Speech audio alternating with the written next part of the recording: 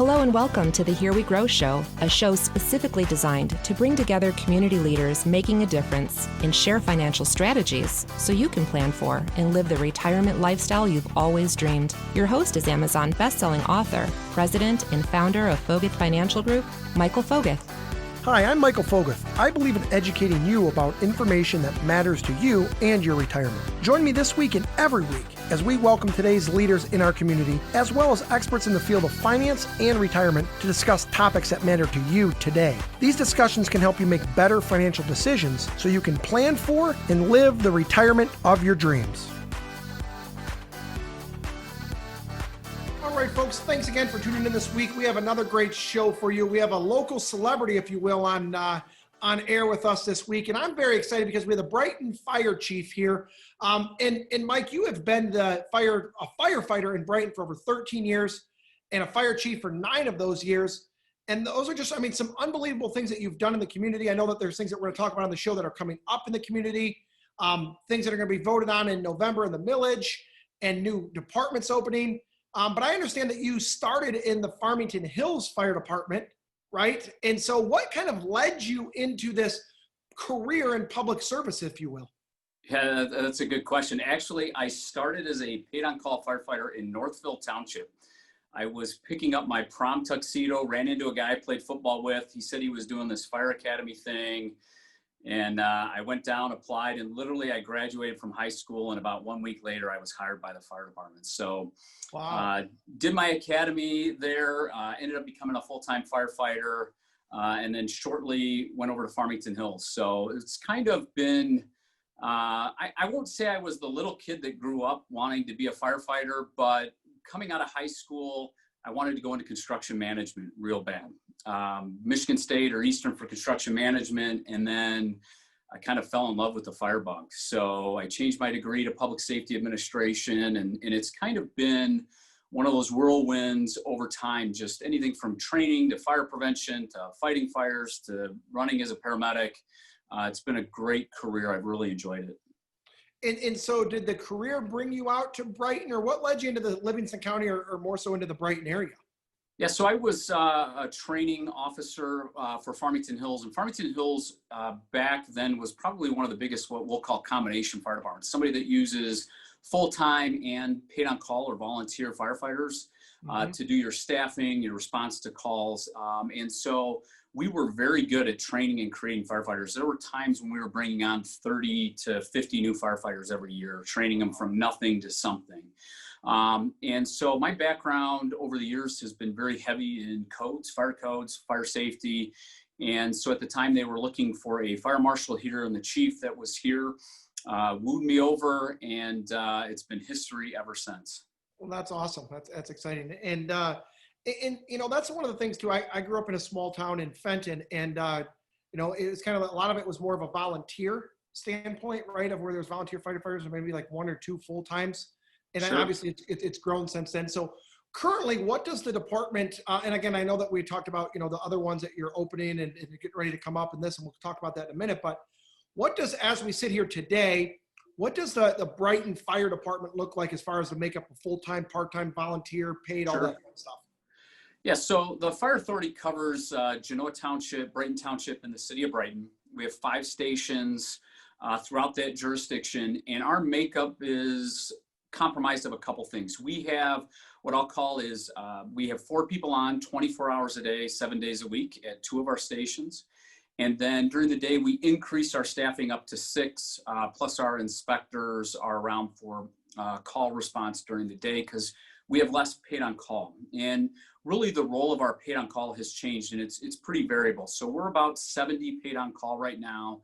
And about, it's a great number. I think we're right around 16 total full-time, including administrative positions. So we hybrid it and mix it up. If you probably came into our fire stations today, I don't know if you would know who our full-time were versus our paid on call that are working shifts. So we have paid on call firefighters that only respond from their house, right? Their pager goes off, they go to their station, and they go to the call. And then we have a lot of paid on call firefighters that might work 1 shift a week. So they might work a 24-hour or a 12-hour shift, and they would be partnered with our full-time crews. And then we have quite a few of our paid on call also work maybe 2 or 3 shifts a week. So they're averaging closer to 30 hours. So we have this mix of staff, and we really try to match the work to what they're willing to do, because it's really changed for us. Our run volume's up, our demands for service are up. And so we've been able to provide a pretty comprehensive fire service with a variable workforce. So we've got this mix of full-time, and really January of this year is when we increased our staffing. We actually have a grant from the federal government. It's about a $300,000 grant that's paying for 3 full-time firefighters over the next 2.5 years. And so it pays for 75%, and it goes down over time, but it's really helped us offset our costs. So we're pretty excited about that. In fact, this week we're doing conditional offers for about 14 new paid on call firefighters.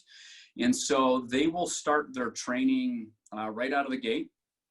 They'll be in EMT program, and they will go into the fire academy. And we hope it takes about a year to get them up to speed. So we do have some people coming with training, like they took the academy on their own at Schoolcraft or LCC. And so we've got to get them caught up to our system, but and they'll move through a little faster. But we're pretty excited. We've got a lot of moving pieces. I was going to say, it sounds like a lot of moving pieces, a lot of different, you know, it's like a team, right? And you can talk about a business team, you can talk about a sports team, whatever it is. I mean, you have a lot of players, if you will, right? To use that sports analogy. I mean, there's a lot of people that are coming in, and, you know, and the camaraderie of, okay, if I show up to fight a fire, and again, it's not that we're all fighting fires differently, but I'm sure that everybody has their own personalities, and hey, this person's here or there. When you show up, and it sounds to me like, just from hearing you talking, there's a very good mesh, not only within these individual departments, but like you said, the greater areas of all these different, the Genoa townships, the Brightons, right, of everybody coming together. Is that an accurate assumption of what you have guys going over there? Yeah, so, you know, just to show our demographics, so our human resource director, Ann Campbell, takes care of 95% of our hiring, right? We get the right people in, and that's been one of the biggest things that we're looking for with our success. Is we want to make sure that what we're offering matches our employees and what they want to provide, because we got a lot of type A's, action, go-getters. They want to make a difference, right? But we got to do it safely. We got to follow rules. We got to, you know, we got to keep them safe as well. And so we spend a lot of energy on culture and making sure that we blend well. And it's the bottom line that we keep preaching to our staff is, it's not about us, it's about how we can deliver the best service to the customer. And so Mrs. Smith that calls 911 wants the A-team every time we show up. If it's on fire, they're in a car accident, they're having a heart attack, they want the best service. And so we get to a lot of that through training. So we train a lot, we push the envelope a lot, we do physical activities a lot, and through that you get a lot of camaraderie. Absolutely. You know, and that's, I'm glad you said that, because, you know, I just automatically assume, in me, Mr. Joe Public, if I'm dialing 911, it's not like, hey, Mike, can you guys go ahead and send the B team? This is really not that big of a deal. Like, you know, my house on fire, but it's not destroyed. So just send that C team. We'll be all right. Right. Like that. No, you're right. I mean, we assume as Joe Public, we're getting the A team every time. Right. And I mean, there's a lot of people, right? And everybody probably in their mind, hey, I'm the A team, right? And you got these players. So yes, meshing them together is gotta be a difficult job in itself. So well, listen, I want to get into some stuff about what's going on in the world right now with the COVID and everything like that, and how you guys have taken preparation. So folks out there listening, do not go anywhere. We're going to come right back talking to the Brighton Fire Authority chief here. And what we're going to talk about coming next is how they've made the preparations and how their job really has changed from where it was maybe back in January, February to this whole COVID situation. So don't go anywhere, folks. We'll be right back. When times get tough, who do you have on your team? At Focus Financial Group, we win. We win. We win. We win. We win by helping you. By helping you. By helping you. By helping you. We win by helping you achieve the retirement you've always dreamed of. Clients who work with Focus Financial Group know they are backed by a solid, experienced, and winning team. It's time to choose your team. Choose the team from Focus Financial Group. All right, folks. Well, thanks for staying with us here on the Here We Grow radio show. Again, for those of you that are just tuning in, we have Michael O'Brien, the chief of the Brighton Fire Authority. And I'm telling you what, it has been a great conversation up this point talking about the A team. So for those of you out there that are listening, make sure you go back, listen to us online at herewegoradioshow.com, where we were talking about the Brighton A team. You want to know what that is every time you call 911. So make sure you go back and check this out online for that. And kind of what we were leading into is when you have somebody that's calling right now, there's all these different types of emergencies, if you will, right? And what has the intake been in from your experience or through all your departments of situations of COVID, if you will? I mean, are you guys getting separate calls just about that, or is it kind of all blended in? And then more importantly, let's say you get a fire and there's people inside. I mean, is there separate precautions you guys are taking? What's that look like for the fire department? Yeah, great question. So, we've been dealing with COVID since the onset. We thought we were initially pretty well prepared.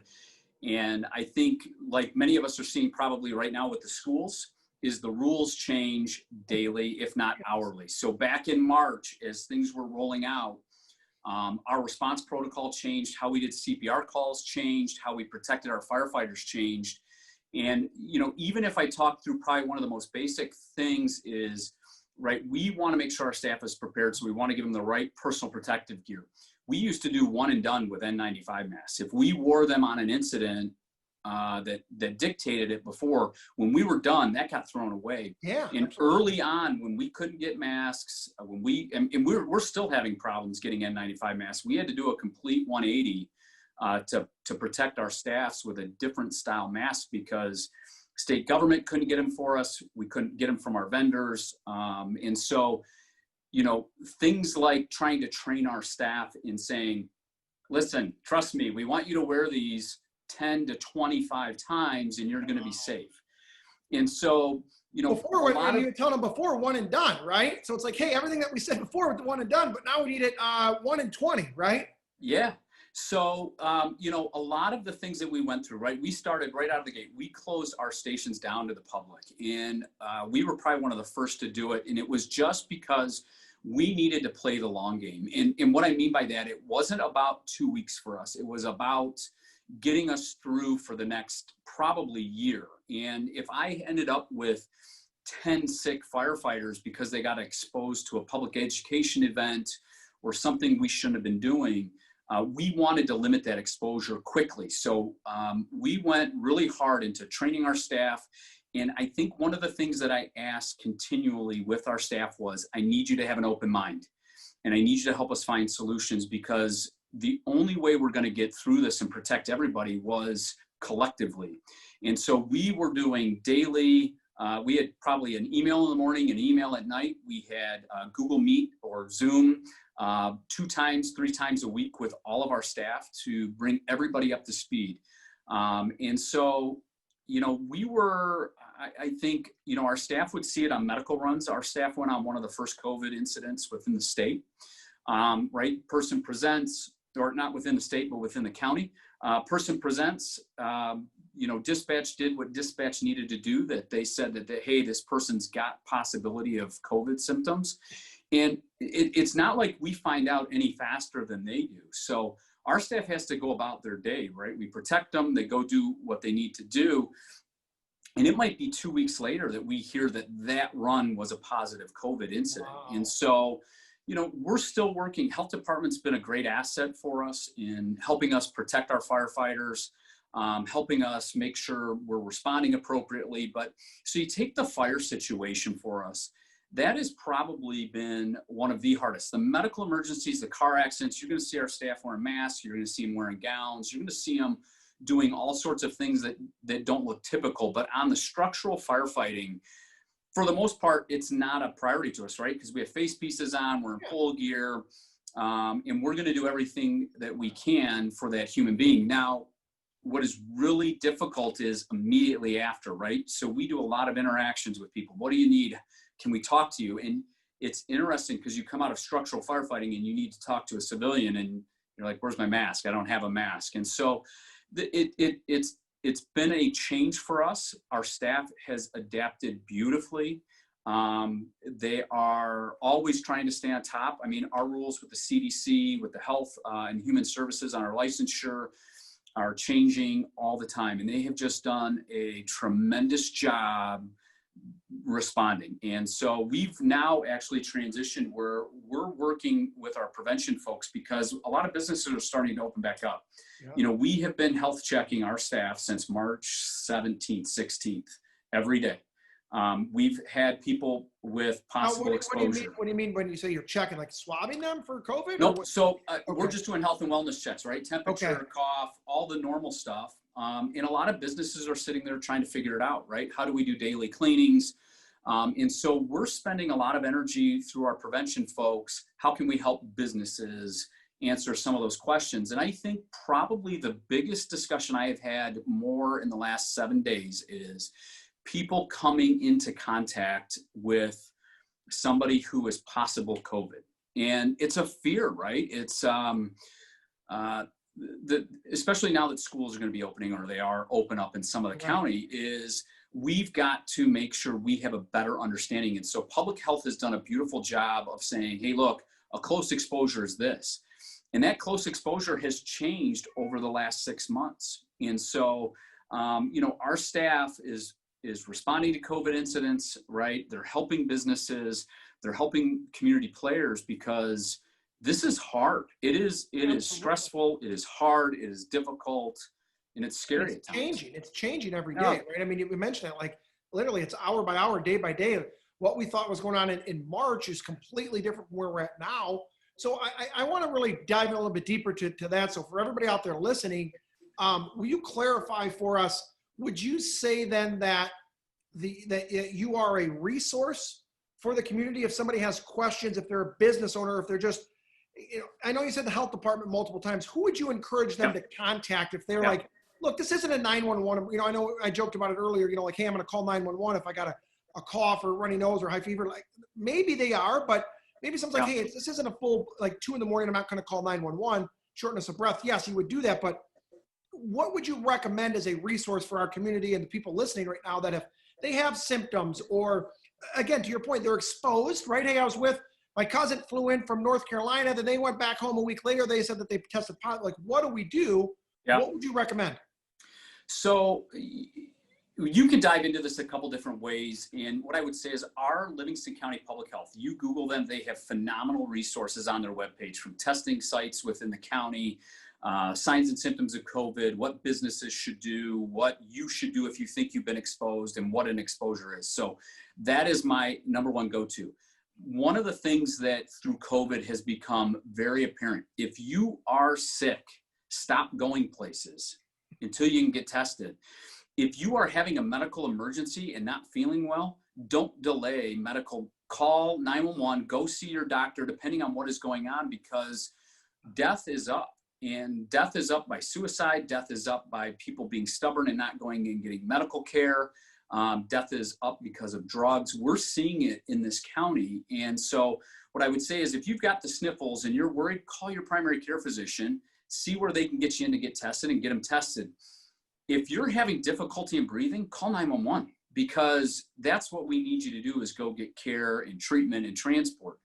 And then really, for our business community that are looking at building in things to their building, that's where our prevention team comes in. We've got great inspectors that are spending a lot of time, because everybody's trying to be creative in creating separation between patrons and people working, restaurant environment to the business community, and people trying to reopen.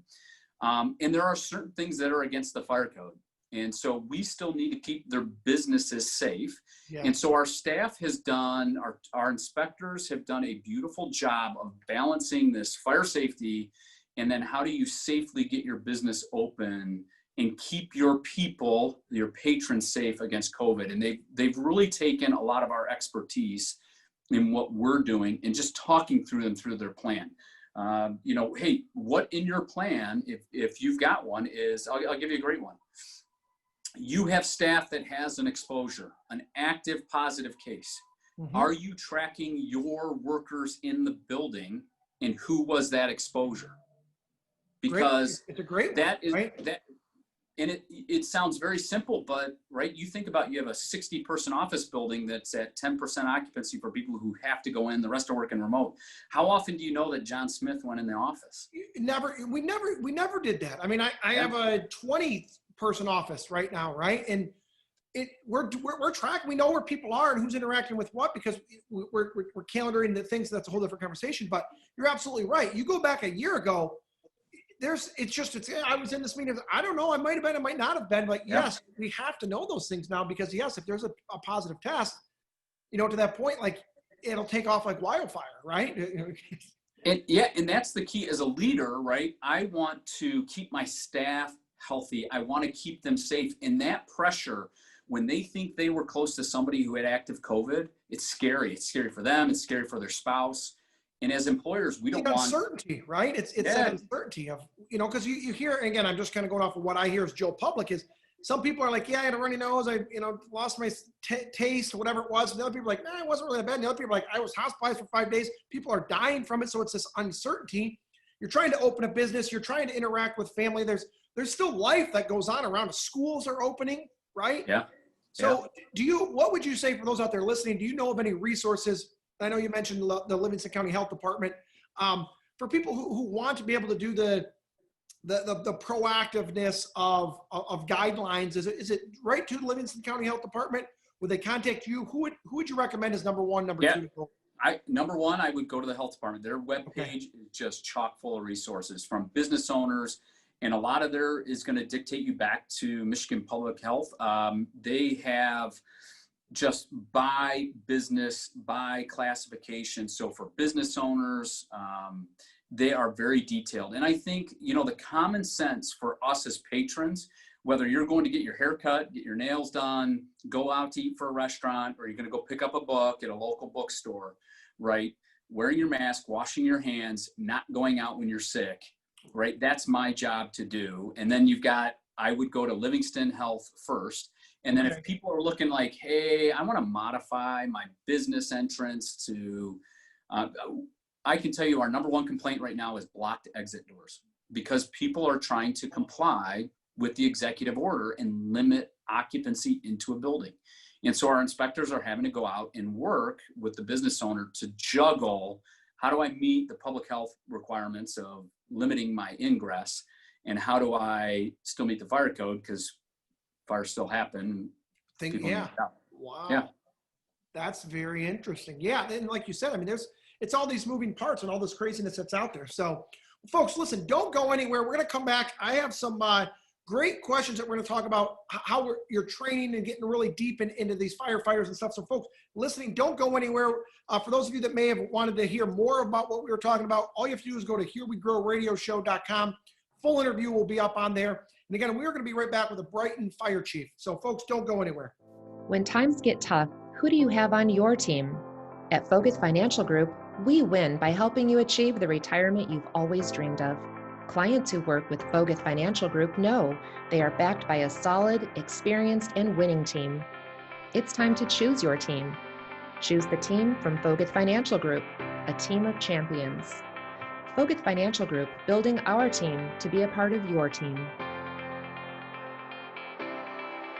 All right, folks. Well, welcome back to the Here We Grow radio show.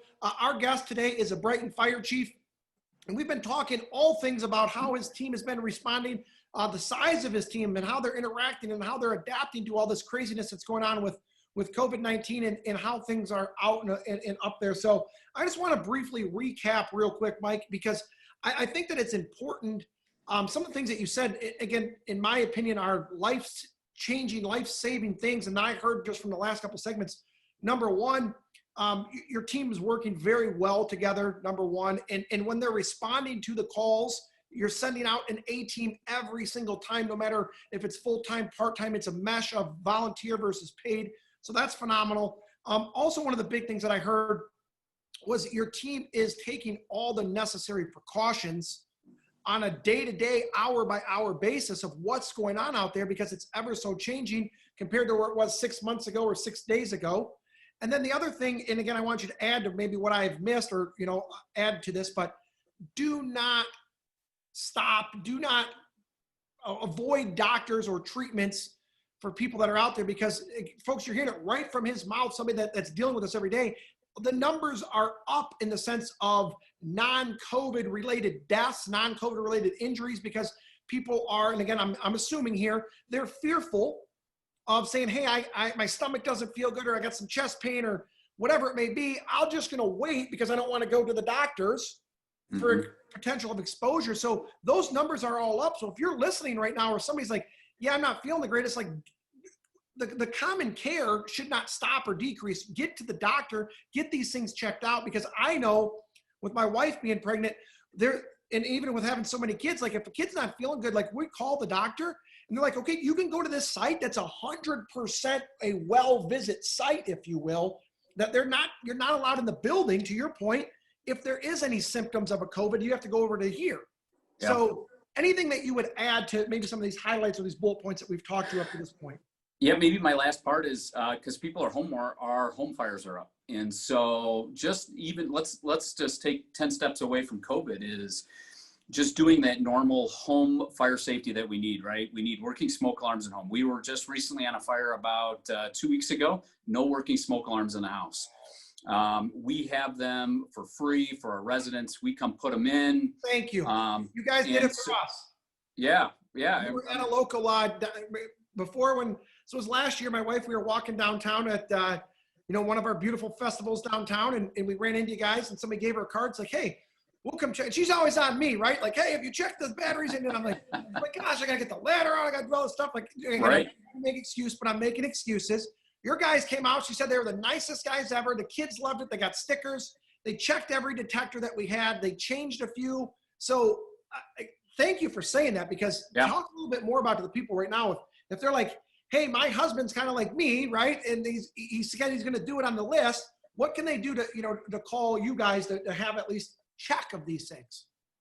Yeah, and this all stems from, from within our organization. One of the number one things, we do not want to go on a fire, period. And I know that's hard to believe, but we've seen the devastation, and God forbid, we don't want to have people die in home fires. And one of the simplest ways is working smoke alarms, right? So if you don't know if you have batteries in your smoke alarms, that means you probably haven't checked them. And so we have a federal grant that paid for a whole mess of smoke alarms. We've installed more smoke alarms than any other fire department outside of Grand Rapids and Detroit in Brighton. And so our staff has worked very hard over the last 10 years in our goal to make sure every home in Brighton has working smoke alarms, but yet we still see it. And so with home fires being up, what I would really encourage people to do is take 10 minutes this weekend and check your smoke alarms. If they're not working, you can just contact our business line. Every fire department in Livingston County will come do smoke alarms. And, so right now it looks a little different. Our crews come in, right? They're wearing a mask. They're going to check your smoke alarms. If they're not working, they're going to get them fixed. And then we do have some areas where we're still working, some of our bigger homes that might have, 10, 12 smoke alarms in them. We might have to work with the homeowner to get the right ones for them. But that's the biggest key. There's a button on them. You push it, test it, and that's it. That's priceless, right? I mean, and again, here I am, Joe. I'm talking to you as Joe Public here. The only time in my house that the smoke detectors go bad is at 2 a.m. for some reason. It's like, hey, it only can go off that the battery's dead at 2 to 4 a.m. So you're delusional. I'm trying to get up there to hit the button to shut it off. And again, it's like, hey, I'll fix it tomorrow. And then tomorrow turns into this and that. You guys are a phenomenal resource of the accountability for us out there, for everybody listening. If you don't know, A, how many smoke detectors you have in the house, or B, if they're good, they need to be reaching out to you guys, because you're right. There's a grant out there, can provide a resource, and everything it's just like in my industry, in the financial world, everything is preventable, right? As long as we have a plan, and as long as we know what's going to happen before it happens, it's preventable. And if you compare, let's just compare it to the financial world, right? If you don't look at your 401k yearly with somebody who knows what they're doing, what's going to happen to that thing when you need it?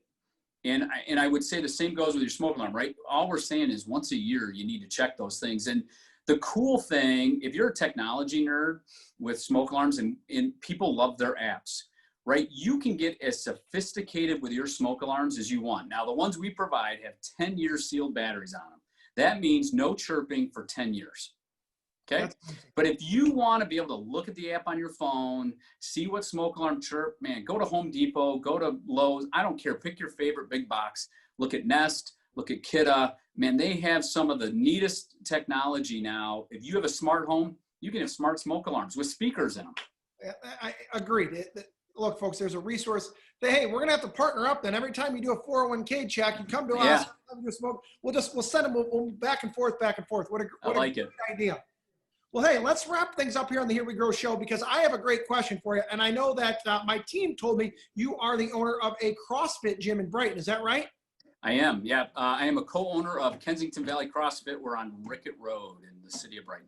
All right. So tell us a little bit about that. I mean, are you getting these guys? Because I've seen on, I think it's on ESPN. Have you ever seen the firefighter challenge? It looks like some CrossFit would come into play with that. Do you guys have a lot of your guys train there? Or how does that tie in together? We do have quite a few, and we're now incorporating it. We incorporate fitness now in our on-the-job training with our academy cadets. We're building it into our stations, and we have a ton at our gym.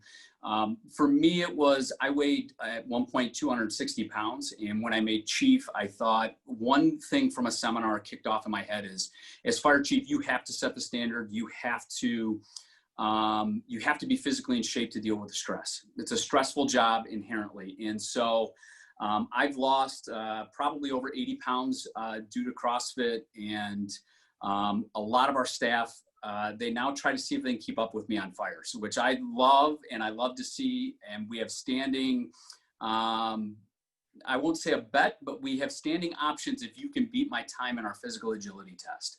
And really, my end goal with all of that is, I want them to be safe as a firefighter. It's demanding. It puts stress on the body, and cardiac emergencies was one of the highest ways firefighters die. And number two, if I keep them in better shape, right? If I'm selfish as fire chief, my injuries go down. Yes. But more importantly, an in-shape firefighter kicks butt on the fire ground. And you go back to that comment. Our expectation is like, I want that A-team showing up and treating them like it's my mother. And an out-of-shape firefighter, it just doesn't work. And so you might see our staff here at our stations. We have sandbags, we have dumbbells. They come to our gym in Kensington Valley. They do CrossFit. We have all sorts of gamuts of fitness, and it is paramount in their success. I go to Brighton CrossFit, so I see you guys all the time, because when we open up our door, we're outside. Guys are always out there, again, checking equipment. It's every day. It's not like, it was good yesterday. I see you guys out there every day making sure that stuff's good. And you're right. It's not about, I don't want to say in shape, out of shape, but you're right. If somebody is in there and they're doing physical activity multiple times a week, they show up on there to the guy who just, hey, volunteer, jumped off of his couch and go out there. You're going to see a difference of an A to a B player, of somebody that's staying active and they're physically fit, because 9 out of 10 times they're probably going to be doing something that's fairly routine, but that's that 1 out of 10 that's going to call for, again, a cardiac situation, above and beyond. So I really love to hear that, because I think that it's what's going to make the difference from, again, in your scenario, it's life or death, right? Absolutely. Yeah. Well, I mean, it could be seconds, right? If somebody stalls because they're out of shape, they were just stretching line to put it in play on a fire and they're out of breath. We're not going to solve any problem that way. And so it's just, we have incorporated it. Our organization in 10 years has transformed. It's been truly amazing that how the staff has really adapted, built in things. We've done yoga here. We've done nutrition. We have done wellness. I mean, it is unbelievable, because it's really, if I'm being selfish, I want to protect our number one resource, and that's our people. Absolutely. And I love that you say that. And I want to wrap up with thanking you for that, because, and again, I'm just going to say how I see it is you're leading from the middle. You're not a guy that's sitting behind the desk and say, hey, get out there, lift those dumbbells. Hey, get out there, run those sprints. Hey, no, I mean, you're talking about somebody that you saw this position 9-10 years ago and said, if I'm going to lead, I'm going to lead by example. So I got to give you kudos for that. Dropping the weight, doing those things and staying active. It's easier for your team to rally around somebody that's doing it with them, rather than just saying, do this or do that. You're doing it with them. So kudos to you. Thank you so much for the time. I'm telling you, folks out there that have listened to this, a phenomenal interview. So many great resources for you out there listening in our community. And again, if they need any sort of COVID, non-COVID, what would you recommend? Is there a best way to reach out to you guys for a non-emergency situation? For any resource in our community? We talk about fire detectors. How do they go about doing some of those things and getting in contact with you guys? Yeah, you can always find us online at brightonareafire.com or contact us during business hours at 810-229-6640. We still answer the phone every day. I'd love to hear it. Well, thank you so much, folks. Thanks for tuning in, and make sure you check us out next week as we'll have another great show on the Here We Grow radio show. Thanks for listening to this episode of the Here We Grow show. To learn more about how we can help you and to get access to the resources mentioned on today's show, visit herewegrowshow.com. Also, don't forget to leave us a review on iTunes. Your reviews are the ways we reach more and more people each and every week. If you found today's episode helpful, you can bet there are others out there that would benefit from listening. Thanks again for taking the time to listen. Be sure to subscribe to easily access future and past episodes. Make sure to tune in next week for another great episode of the Here We Grow show. Investment advisory services offered through Grossman Capital Management, LLC, BCM, a registered investment advisor. BCM and Focus Financial are independent of each other. Insurance products and services are not offered through BCM but are offered and sold through individually licensed and appointed agents.